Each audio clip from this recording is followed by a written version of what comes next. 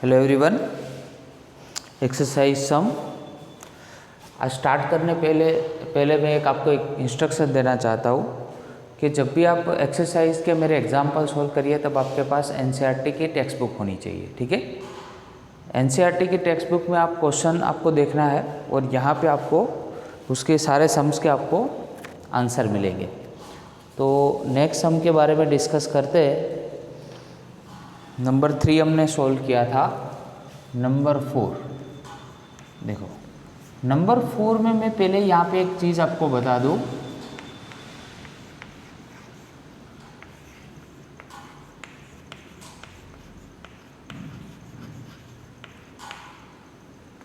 NCERT का जो syllabus है, ठीक है, सॉरी,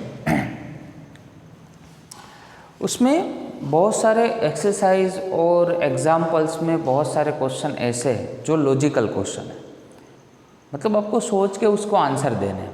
ठीक है, तो these are the logical question. So I am reading this kind of question here. Explain this statement to call a dimensional quantity large और small is meaningful without specify standard for comparison. In a view of this, reference the following statements whatever the necessary. तो नीचे जो भी statement दिए हैं उसमें आपको बताना है कि कौन सी क्वांटिटी है वो लार्ज क्वांटिटी है, कौन सी है वो स्मॉल है, और वो कैसे मीनिंगफुल है, और आपको वही क्वांटिटी को किसी और क्वांटिटी के साथ क्या करना है, इक्वेट करना है। तो सबसे फर्स्ट देखते हैं, एटम्स आर वेरी स्मॉल। देखो, फर्स्ट का आंसर मैं आपको बताता हूँ, इसमें ए नाम देते हैं। फर्स्ट ऐसा आपको स्टेटमेंट ऐसा दिया है, एटम्स आर वेरी स्मॉल। तो इसका कंपैरिजन आप किसके साथ करोगे? तो अगर एटॉमिक लेवल पे अगर आप ऑब्जर्वेशन कर रहे हो तो उसमें प्रोटॉन, न्यूट्रॉन्स, इलेक्ट्रॉन्स ये सब आते हैं। तो फर्स्ट क्वेश्चन का आंसर आएगा प्रोटॉन्स एंड न्यूट्रॉन्स। समझ में आया? जो भी आपको स्टेटमेंट दिया है उस स्टेटमेंट के अकॉर्डिंगली आपको उसके आंसर देने। ठीक है, दूसरा एग्जांपल समझते हैं तो थोड़ा और आपको क्लियर होगा। देखो, a jet plane moves with a great speed. Jet plane moves with a great speed, तो मतलब ग्रेट स्पीड से और कौन जा सकता है? ठीक है, तो सुपरफास्ट ट्रेन। अगर हम डिस्कस करें सुपरफास्ट ट्रेन की, तो सेकंड का आंसर क्या आएगा? Superfast train. क्लियर? चलो, थर्ड नंबर का क्वेश्चन है, the mass of Jupiter is very large. Mass of Jupiter is very large. तो जुपिटर का अगर कंपैरिजन करना है तो आप बहुत सारे प्लैनेट के साथ कर सकते हो। ठीक है ना? तो क्या उसमें बोला है कि लार्ज अमाउंट ऑफ मास, तो लार्ज अमाउंट ऑफ मास और किसका होता है? तो अर्थ का। तो इस स्टेटमेंट को आप किसके साथ कंपेयर कर सकते हो? Sorry, mass of the earth. तो write down your question first, then write down your answer. ठीक है, पहले आपको क्वेश्चन लिखना है, उसके बाद ही ये सब आंसर्स लिखने हैं। तो क्या है कि पूरी एक नोट्स टाइप्स आपकी बनेगी, और जब आपको उसमें से रीड करना हो तो आप इजीली कर सकते हो। चलो, उसके बाद air inside this room contents a large number of molecules. देखो, अगर रूम है, रूम के अंदर एयर है, तो एयर पार्टिकल्स जो भी है तो लार्ज अमाउंट ऑफ मोलेक्यूल्स होंगे, एयर मोलेक्यूल्स होंगे। तो उसका कंपैरिजन किसके साथ हम कर सकते हैं? तो मोलेक्यूल इन 1 मोल। 1 मोल में मोलेक्यूल्स नंबर कितने होते हैं? 6.022 इंटू 10 टू द पावर 23। तो ये आप जानते हो, तो इसका कंपैरिजन हम इसके साथ कर सकते हैं। चलो, डी नंबर हो गया। अभी ई नंबर का क्वेश्चन पढ़ते हैं। A proton is much more massive than the electron. Proton is much more massive than electron. देखो, इसका मीनिंग ये है कि प्रोटॉन है उसका मास इलेक्ट्रॉन के कंपैरिजन में ज़्यादा है। तो वो सही है। इस स्टेटमेंट में हम कोई कंपैरिजन नहीं कर सकते, ठीक है। It is a very true statement, तो we can say that true, it is a true statement. आया समझ में? हाँ,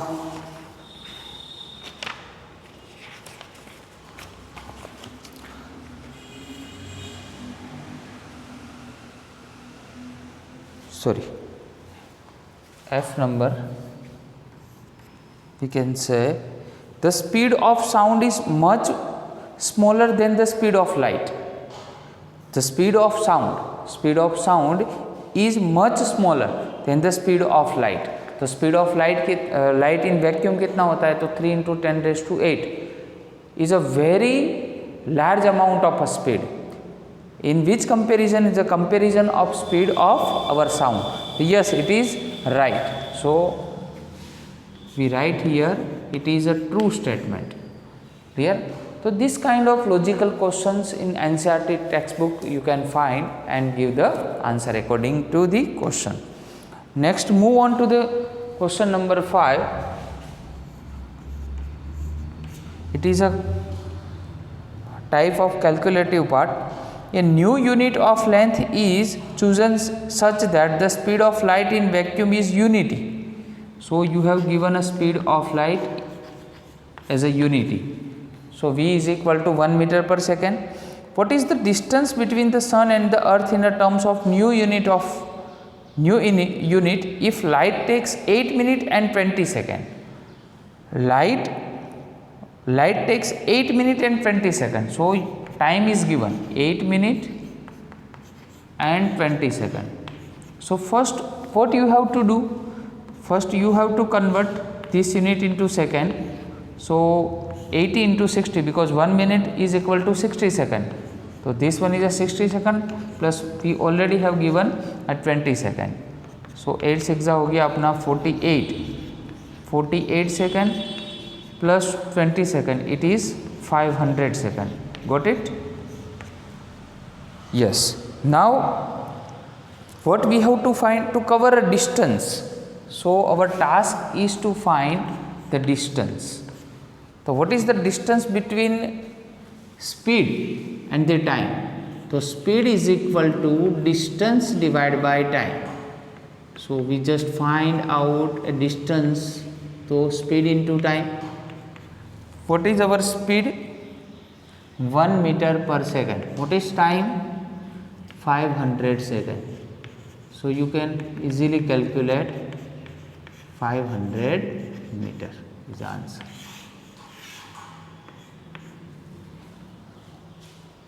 Okay, done. Number 6, again it is a logical question. Which of the following is the most precise device for the measuring length? Precision और accuracy के बारे में already हमने आपको समझाया था, ठीक है।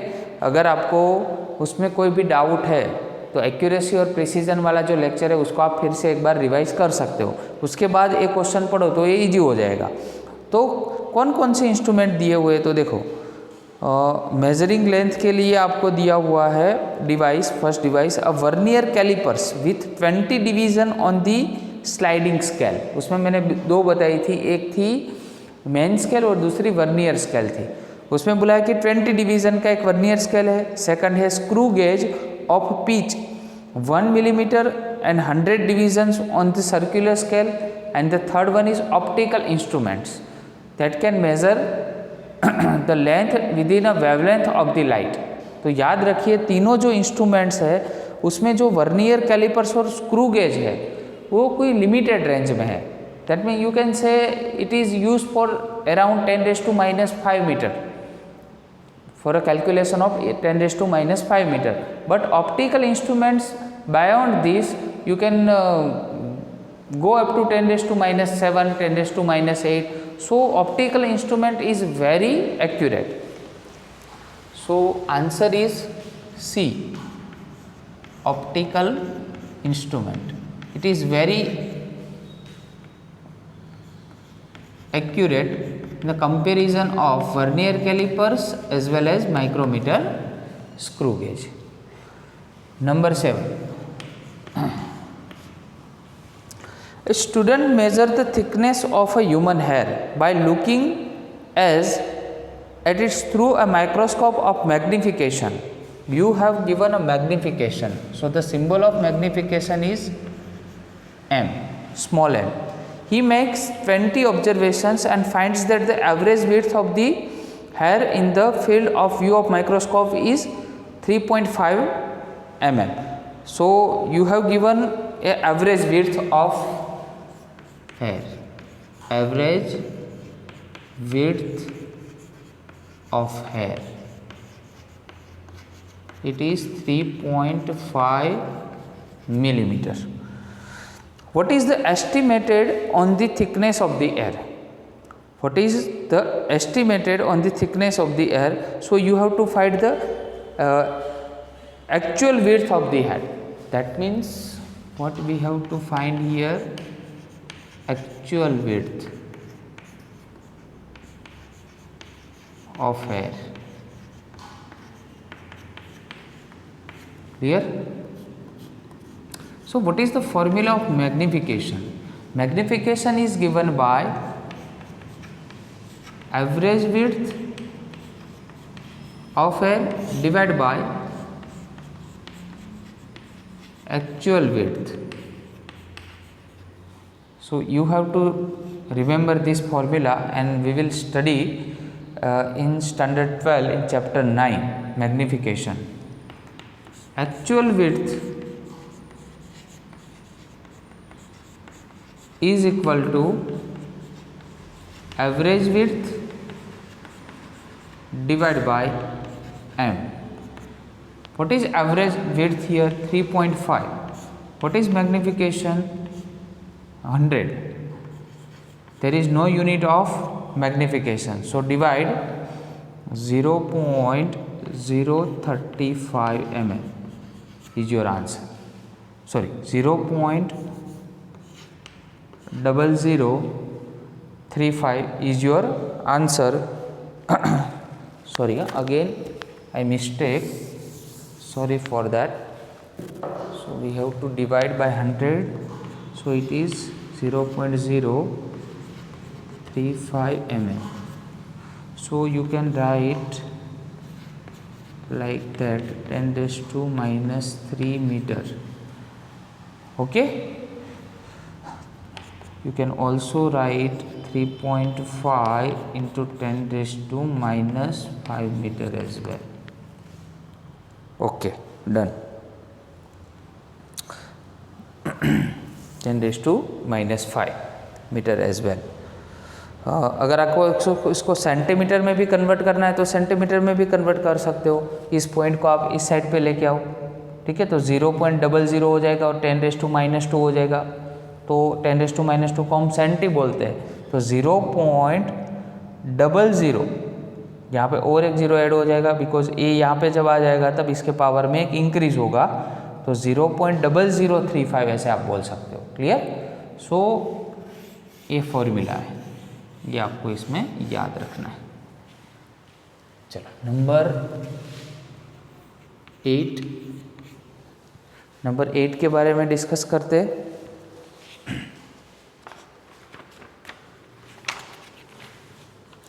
Okay, again logical question.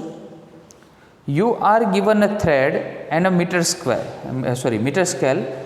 How will you estimate the diameter of the thread? देखो, आपको एक मीटर स्केल दी हुई है, ठीक है, और दूसरा आपको दिया हुआ है, थ्रेड दिया हुआ है. ठीक है, तो how will you estimate the diameter of the thread? Thread का आप डायमीटर कैसे मेजर करोगे? ठीक है, तो एक मेथड है, देखो कि wrap the thread on a uniform smooth rod. एक यूनिफॉर्म ऐसे स्मूथ रोड लीजिए और उसमें ऐसे wrap the thread on it. Clear? तो जैसे आप ऐसे उस पर wrap करोगे कोई यूनिफॉर्म रोड पे, तो क्या होगा, डिफरेंट टाइप्स ऑफ ऐसे, मतलब वन काइंड ऑफ स्प्रिंग जैसा पूरा एक शेप बनेगा. अभी आपको क्या करना है, in such a way that the coils forms are very close to each other. मतलब यहाँ पे मैं डायग्राम ड्रॉ करता हूँ जिससे आपको थोड़ा और क्लियर होगा. मान लो कि यहाँ पे कोई एक यूनिफॉर्म रोड है और एक थ्रेड है, तो थ्रेड को ऐसे आपको यहाँ पे व्रैप करना है, जितनी उसकी लेंथ है वो लेंथ है, ठीक है ना। चलो यहाँ पे कर देते हैं, ये है थ्रेड, क्लियर। देखो तो अभी इसका डायमीटर हमें मेज़र करना है, तो डायमीटर हम कैसे मेज़र करेंगे। तो देखो सबसे फर्स्ट तो जो उसकी जो लेंथ है थ्रेड की, ये पूरी जो थ्रेड की लेंथ है वो तो हमने ऐसे मतलब वाउंड कर दी है इसके ऊपर। तो जो थ्रेड की लेंथ है उसके इसमें जो ऐसे नंबर ऑफ ये जो डिविजन्स है, अभी नंबर ऑफ डिविजन्स हो गए फर्स्ट सेकंड थर्ड, उसको नंबर ऑफ डिवीजन से अगर डिवाइड कर दो तो वो कितना डायमीटर वहाँ पे वो फील होगा वो आपको यहाँ पे मिल जाएगा, ठीक है। तो यहाँ पे एक फॉर्मूला बन सकता है, diameter of thread is equal to the length of thread. कौन सा होगा फॉर्मूला बेटा, length of thread divide by number of turns, मतलब ये फर्स्ट सेकंड थर्ड फोर्थ कितने हैं ऐसे नंबर ऑफ डिवीजन से उसको डिवाइड कर दो तो क्या हो जाएगा, एक ये पूरा आपको डिवीजन मिल जाएगा। दैट से मतलब ये पूरा जो ये वाउंड फॉर्म है सर्कल जैसा, उससे आपको उसका डायमीटर स्केल से अगर मेजर करना हो तो आप बाद में कर सकते हो, ठीक है। तो ये फॉर्मूला के तहत आप कर सकते हो। चलो इसमें नंबर बी है, ये 8 क्वेश्चन है, उसका ए पार्ट है, इसका बी पार्ट पढ़ते हैं। चलो बी पार्ट में बेटा क्या है, ए screw gauge has a pitch of 1 millimeter and 200 divisions on the circular scale. Do you think it is possible to increase the accuracy of screw gauge abruptly by increasing the number of divisions on the circular scale? It is not possible. Why? Just because you design a screw gauge with a certain limitation of this kind of instruments. You just not what I mean, you cannot add up or decrease any kind of divisions on this screw gauge because it is already manufactured. So you cannot change. So it is not possible to increase the accuracy of screw gauge. It is not possible to increase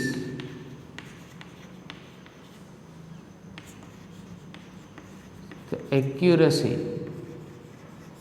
of screw gauge because it is already manufactured.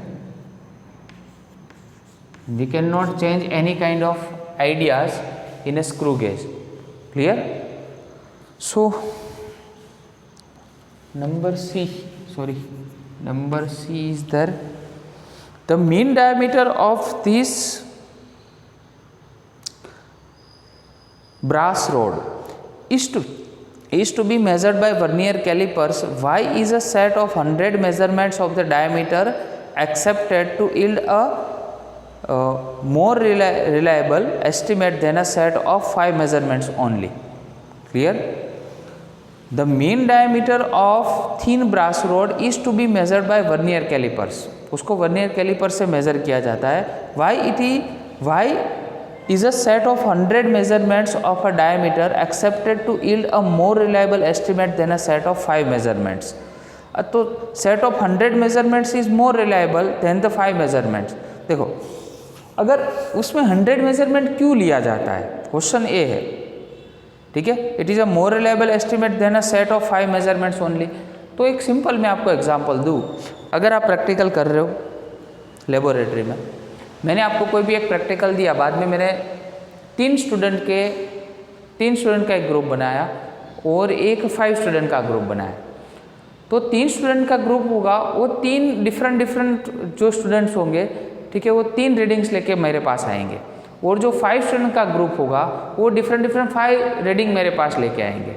तो कौन सा ज़्यादा accurate हुआ, तो 5 वाला, just because they have observe 5 times for unique practical and for the 3 students they have observe just for 3 times, ठीक है। तो जितनी बार आप ज़्यादा मेजरमेंट लोगे उतनी बार उसकी आपकी एक्यूरेसी बढ़ेगी, ठीक है। तो यहाँ पे एक आपको बोला है 100 टाइम्स, तो यहाँ पे हम लिख सकते हैं a set of 100 times of measurement is more reliable than 5 measurement. ठीक है, 5 मेजरमेंट के अकॉर्डिंग 100 टाइम्स जो ले रहे हैं ना, वो ऑलवेज क्या होगा, बेटर होगा। चलो नेक्स्ट है question number 9। The photograph of a house copy. The photograph of a house copy is an area of 1.75 centimeter square. The area of image is given. Area of image is given 1.55 meter square. Occupies area 1.75 centimeter square. Sorry. 1.75 meter square. Image is given 1.75 centimeter square is the actual area of 1.75 centimeter square. Clear?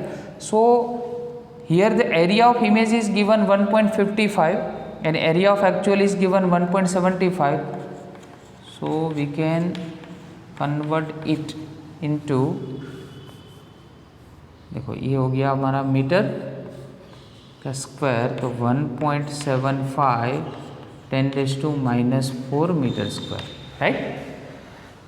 Now the slide is projected onto a screen and the area of house of the screen is 1.55 metre square. जब slide पे रखा तो area कितना आया, 1.55 metre square. What is the linear magnification of the projector screen arrangement. देखो linear magnification क्या होगा, तो आपको सबसे फर्स्ट तो देखो क्या दिया हुआ है, मैं आपको एक क्वेश्चन पूरा समझाता हूँ। The photograph of house occupies, एक फोटोग्राफ है हाउस का, वो कितना एरिया कवर करता है, 1.75 centimetre square on a 35 metre slide. तो 1.75 जो हमने यहाँ पे लिखा है ना, वो एक्चुअल एरिया है जो फोटोग्राफ वो स्लाइड में कवर अप करता है। अभी हम क्या कर रहे हैं, उसको प्रोजेक्ट कर रहे हैं, ठीक है, प्रोजेक्टर पे उसको प्रोजेक्ट कर रहे हैं, तब वो एरिया कितना आता है, the area of house screen is 1.55 metre square आता है। आया समझ में। तो what is the linear magnification, देखो ये वर्ड अपने पूरे चैप्टर में नहीं है, मैग्निफिकेशन का पूरा कंसेप्ट हम 12th साइंस के चैप्टर नंबर 9 में पढ़ेंगे, बट आपको यहाँ पे एक दो जो फॉर्मूला है वो आपको याद रखने पड़ेंगे। एक्चुअल मैग्निफिकेशन का कंसेप्ट क्या होता है कि average of image and average of actual. देखो ऑलवेज मैग्निफिकेशन का ये फॉर्मूला होता है, एक्चुअल मैग्निफिकेशन यहाँ पे हम लिखते हैं, एक्चुअल मैग्निफिकेशन, उसके लिए बेटा फॉर्मूला होगा एवरेज ऑफ इमेज। यहाँ पे एवरेज, बट यहाँ पे तो ऑलरेडी हमने क्या लिया है, एरिया लिया है, तो आप यहाँ पे एरिया भी लिख सकते हैं, एवरेज एरिया, ठीक है। तो area of image and area of actual, ठीक है। चलो एरिया ऑफ इमेज हमारे पास कितना है, तो 1.55 है, ये कितना है 1.75 इंटू 10⁻⁴ है। क्लियर। ये दोनों को पहले हम डिवाइड कर देते हैं, उसका आंसर क्या आता है वो पहले देखते हैं कि 1.55 1.75 0.88 और ये 10⁻⁴ कहाँ पे आ जाएगा, ऊपर की साइड पे। एक्चुअल में तो क्या होता है कि कोई यूनिट होता है, but magnification is having know kind of unit. Clear. तो हमें फाइंड करना है लीनियर मैग्निफिकेशन। तो यहाँ पे आपको पूछा what is the linear magnification of the projector. तो याद रखो लीनियर मैग्नीफिकेशन, ठीक है। उसके लिए एक फॉर्मूला है कि linear magnification is equal to, यहाँ पे होता है एक्चुअल, या उसको हम बोल सकते हो एरियल मैग्नीफिकेशन, ठीक है, मैग्नीफिकेशन ऑफ एरियल, ऐसा MA से उसको डिनोट किया जाता है, तो MA लिखते हैं। तो linear magnification is equal to under root of MA, ये फॉर्मूला है, ठीक है। तो 88 into 10⁴, so using calculator 0.88 under root करेंगे तो अगेन 0.88 अंडर रूट 0.93। और याद रखो ऑलवेज यहाँ पे अंडर रूट अगर इवन पावर का है तभी पॉसिबल होता है, तो इवन पावर ऑलरेडी है तो 10⁻² कितना बन जाएगा 2, 10⁻⁴, उसका अंडर रूट करो 10⁻² आएगा। Let me check the answer, it is given as a 93.8, yes, also we can write here is a 8 also, 93.8, it is a linear magnification. So formula of linear magnification is equal to under root of areal magnification, clear? So 10 number is very easy, so let it be finished. So number 10,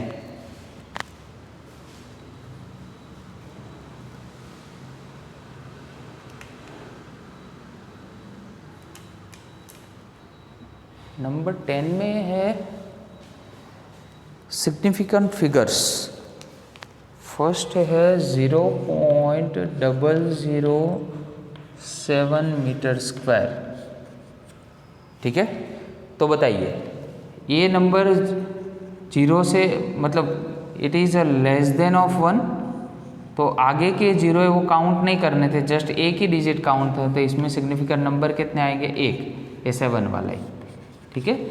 second आपको दिया है 2.64 into 10⁻24 kg। तो देखो इसमें 1, 2 और 3, और ये power वाला हमें काउंट नहीं करना था, तो ये आएगा अपने पास 3 नंबर आएंगे।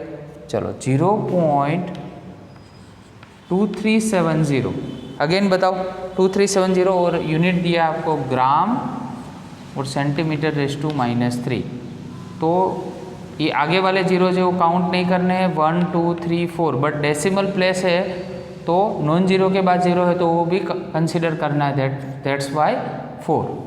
चलो डी नंबर, तो डी नंबर में क्या आएगा, तो आपके पास है 6.320 जूल।